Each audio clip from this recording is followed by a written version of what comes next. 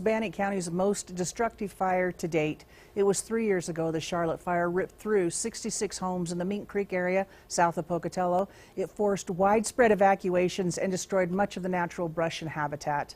Local News 8's Luke Jones joining us now live from our Pocatello newsroom. So Luke, how are things looking at that site where the fire was 3 years later? Well, Carol, just standing out in the Mink Creek area, almost no indication there was a fire. Plenty of lush greenery, lots of brand new homes, but a very different story just 3 short years ago.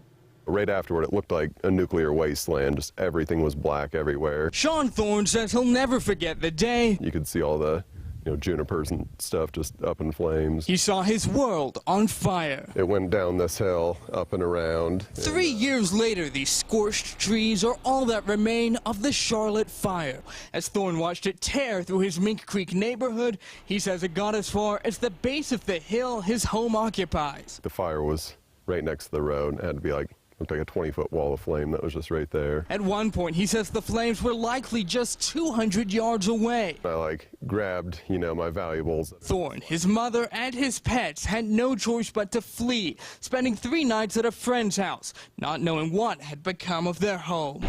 When they finally returned, I was surprised it was here first off. They found their home still standing. Even more surprising, completely intact. I expected tons of smoke damage, but I guess the wind saved us on that. Thorne and many of his neighbors still live here today, but fire is never far from any of their minds. Anytime we see smoke, that fear kind of comes in.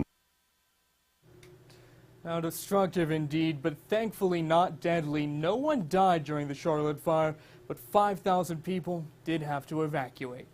Live in the Pocatello newsroom, I'm Luke Jones. Very intense night. Thank you, Luke.